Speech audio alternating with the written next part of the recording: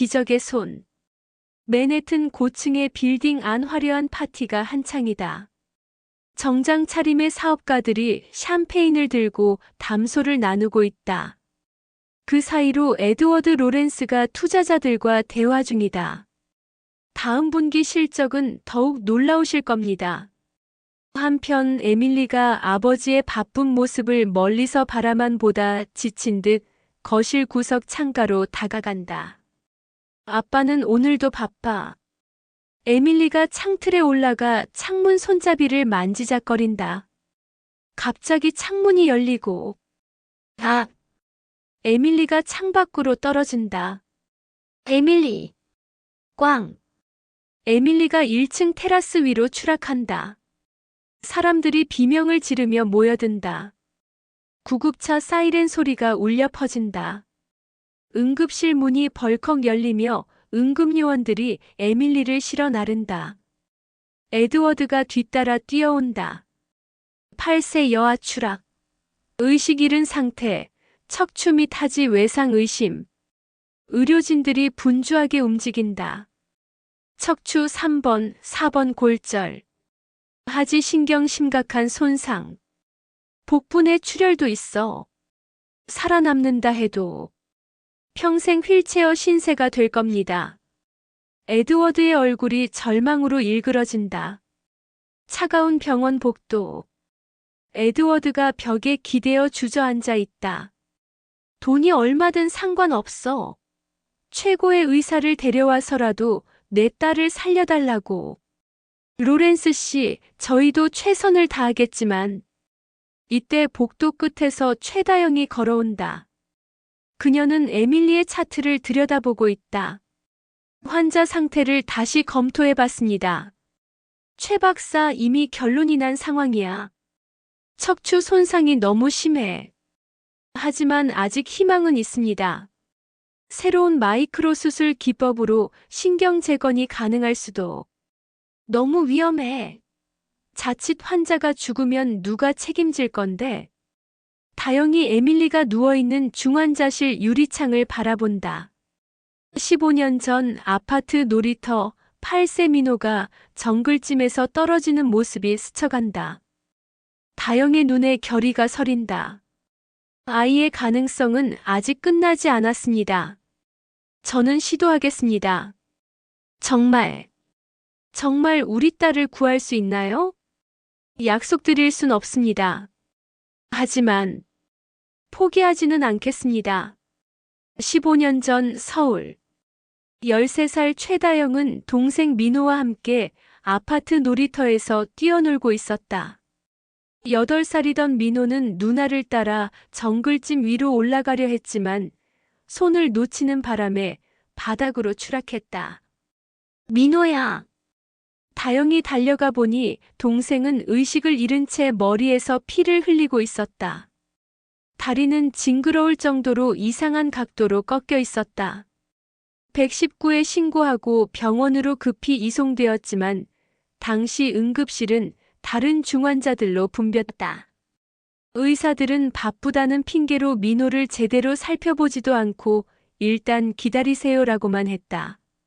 3시간을 기다리는 동안 민호의 상태는 악화되었다. 뇌출혈이 진행되고 있었던 것이다. 뒤늦게 수술을 시도했지만 골든타임은 이미 지나버렸다.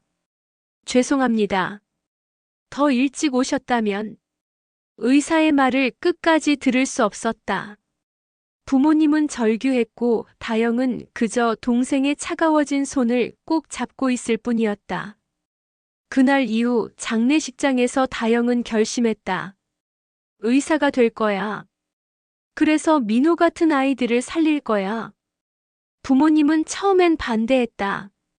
의사가 되려면 얼마나 힘든 길인지, 그리고 그 꿈이 동생에 대한 죄책감에서 비롯된 건 아닌지 걱정했다. 하지만 다영의 의지는 확고했다. 밤늦도록 공부하고 의대에 진학했으며 특히 정형외과와 응급의학에 매진했다. 수많은 밤을 새우며 공부하는 동안 그녀의 마음속엔 항상 민호의 모습이 있었다. 한국에서 레지던트를 마친 후 다영은 더 많은 것을 배우기 위해 미국으로 건너왔다.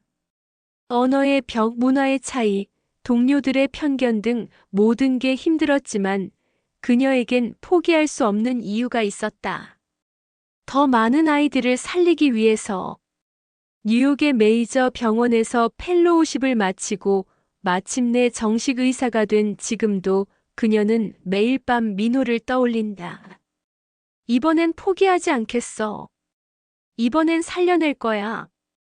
너무나도 작고 예쁜 에밀리가 응급실로 들어왔을 때 다영은 순간 숨이 멎는 듯 했다.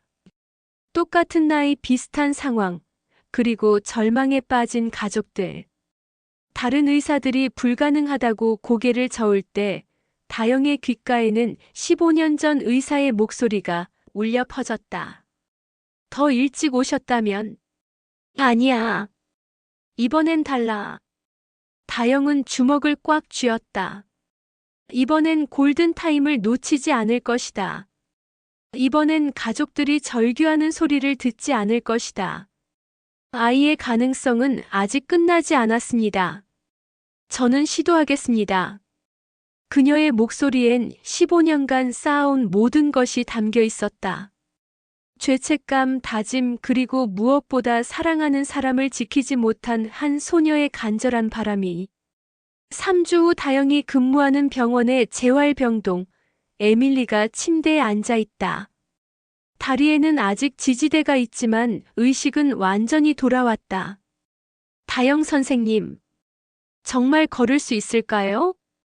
에밀리, 선생님이 약속했잖아. 포기하지 않겠다고. 에드워드와 아내 캐서린이 옆에서 지켜보고 있다. 이제 일어나 볼까? 천천히. 에밀리가 두려운 표정으로 침대 가장자리에 다리를 내린다. 무서워요. 괜찮아. 선생님이 잡고 있을게. 다영이 에밀리의 손을 꼭 잡는다. 하나, 둘, 셋. 에밀리가 천천히 일어난다. 다리가 떨리지만 버텨낸다.